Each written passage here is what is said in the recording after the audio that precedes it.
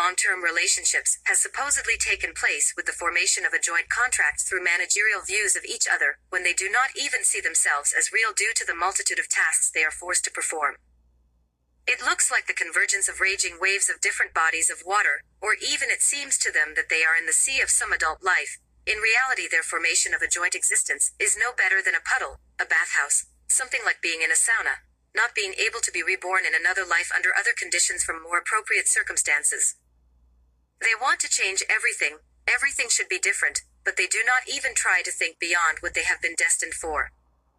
On the part of the male sex, the trials were no less unpleasant than those of his companion before their meeting, at the moment of the revival of existing plans from the past more youthful years, in conditions of playful choice, economic prosperity. There was enough attention from envious people, and adequate satisfaction with herself, so that with pleasure, at the end of the day she washed off the cosmetics from her face with various expensive means, tore off all her clothes herself, alone with her thoughts about the next day, about the speed of the new week, and the constant needs of interaction with various spheres of modernity and unpleasant personnel.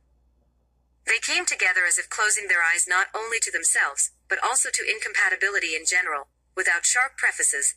They did something impossible through the algorithm of other conveniences known only to them, or even without being amazed at themselves. Left themselves formless freedom for the sake of accelerating the events of the union of their shortcomings for the start of a new cult union, without a terrible look into the past, and without the flowering of physical advantages, although the desire to glorify their sexuality takes possession of her in a fairly developed state.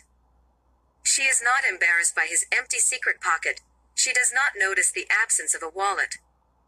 Imperceptibly increases attractiveness just in case, keeps in full-blooded readiness to activate to the fullest, wants to manifest itself more brightly, and he destroys his curious dreams, restrains himself more and more, but remembers about the needs of greater significance that he could introduce.